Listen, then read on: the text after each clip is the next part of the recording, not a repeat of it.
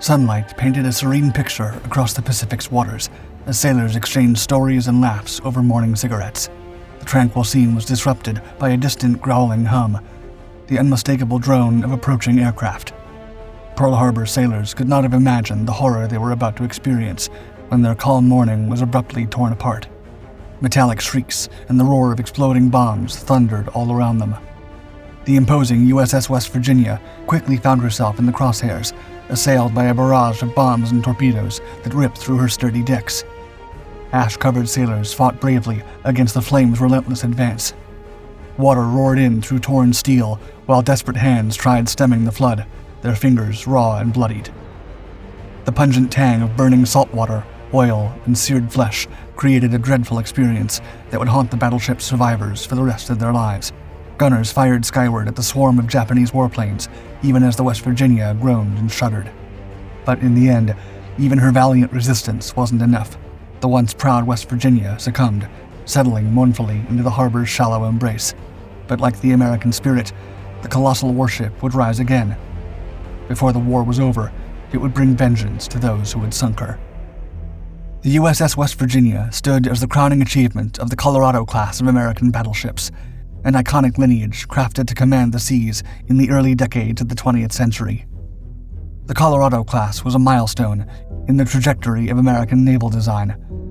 While they drew inspiration from the earlier Tennessee class, they were notably superior in several respects.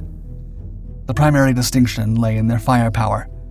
The Colorado class boasted 8 imposing 16-inch guns, elevating them above the 14-inch guns found in prior classes.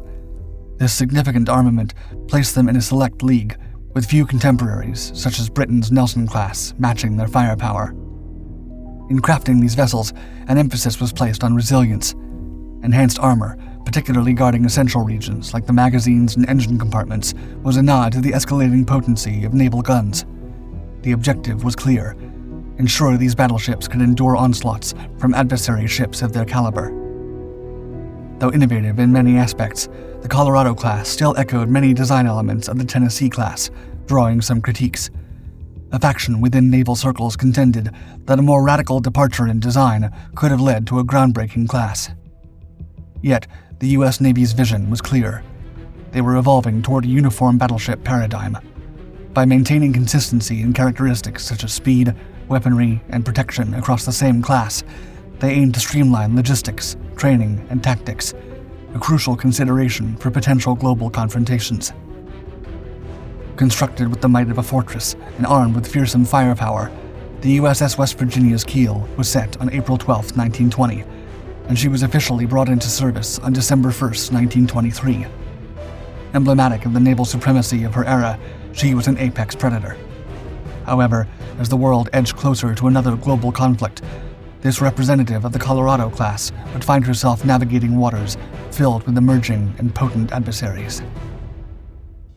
The years leading up to World War II saw the USS West Virginia, affectionately termed the Wee Vee by her crew, enjoying peace and calm, albeit with significant events. At the helm during its first voyages was Captain Thomas J. Senn. Shortly after her maiden voyage, West Virginia faced a daunting challenge. As she navigated the Lynn Haven Channel, mechanical difficulties led her to run aground, casting a shadow of embarrassment over the crew and their captain. However, this mishap was later attributed to flawed navigational data, ensuring Captain Senn and the ship's navigator were spared the ignominy. Throughout the 1920s and 30s, West Virginia became a distinguished participant in numerous naval exercises organized by the U.S. Navy during the interwar years. Often termed as fleet problems, these trials and maneuvers spanned across the globe, from the chilly waters of Alaska to the tropical confines of Panama. In 1925, under the astute leadership of Captain Arthur Jaffee Hepburn, the ship outshone its peers in a gunnery contest, earning the revered Battle Efficiency Ribbon. West Virginia's saga of achievements continued. In 1927, 1932, and 1933, she encountered simulated damages during fleet exercises. First from aircraft hailing from the carrier Lexington, and later due to a tragic case of friendly fire when the Saratoga was mistakenly identified as a foe. As Europe's political atmosphere grew tense during the 1930s, West Virginia underwent subtle modifications. These included upgrades to her anti-aircraft guns and the addition of aircraft catapults. though there were discussions about a comprehensive modernization of the vessel. The financial implications and the advent of technologically superior battleships rendered these plans moot. Newer warships enjoyed the cutting-edge equipment, while battleships like West Virginia grappled with obsolescence, improvising as they gradually faded into the annals of history. As storm clouds of World War II gathered, the emphasis pivoted towards ramping up anti-aircraft defenses. While numerous modifications were envisioned for West Virginia, the impending war meant only a handful saw the light of day. By the close of 1941, the Navy engaged in fervent preparations, with the threat of conflict with Japan looming large. They hastened to bolster the anti-aircraft prowess of their armada. Even West Virginia, in her fading glory, received some makeshift enhancements. However, as fate would have it, these measures would fall tragically short. In the early morning of December 7, 1941, the USS West Virginia stood tall at Battleship Row in Pearl Harbor, right next to the Tennessee. But just before 8 a.m., the morning sun was darkened with Japanese aircraft, unleashing a merciless surprise assault that would forever live in infamy. To the Japanese strategists, battleships like the West Virginia were primary targets, second only to aircraft carriers. With the carriers absent, the attackers shifted their focus to the battleships, cornerstone assets of American naval power. West Virginia was in the line of fire immediately. 7 torpedoes slammed into her port side, while bombers from above dropped 2 heavy bombs onto her deck. The first bomb breached the port side, igniting intense fires below. The second hit the rear turret. Though it didn't detonate, the impact was devastating, destroying a gun and damaging 2 onboard planes. Gasoline from one of these planes spilled out, fueling a raging fire on the deck. Torpedoes continued their assault. Some caused significant hull damage, while others impacted her rudder. The sailors, though caught off guard, reacted instinctively, seeking cover, manning weaponry, or assisting wounded shipmates. Noticing the ship dangerously listing, Lieutenant Claude V. Ricketts and his team took immediate action. They counter-flooded sections of West Virginia to prevent her from capsizing, a fate suffered by the nearby USS Oklahoma. And even when encroaching fires from the USS Arizona necessitated an evacuation, Ricketts and his crew persevered in their firefighting efforts. During this turmoil, Captain Mervyn S. Bennion was critically injured by bomb fragments. Despite his wounds, he continued to lead and inspire his crew. For his valiant efforts, he was posthumously awarded the Medal of Honor. Meanwhile, though untrained on the weapon, Doris Miller courageously manned an anti-aircraft gun, trying to repel the relentless Japanese aircraft. His heroics would earn him the Navy Cross.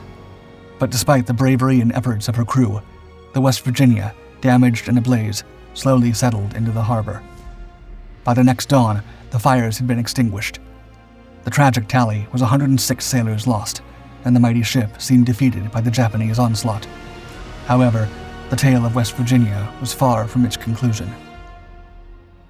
The savage attack dealt a stinging blow to America's naval prestige. 4 of the 8 mighty battleships docked at Pearl Harbor were sent to the sea floor, and 4 others took serious damage, with only USS Pennsylvania emerging with minor scars. In the haunting days that followed, rescue crews heard muffled, desperate thumps from within the submerged hulls of ships like the West Virginia. It was a grim signal from trapped sailors below. There was a mixture of anger and helplessness for rescuers, knowing comrades were confined within the hull beyond their reach.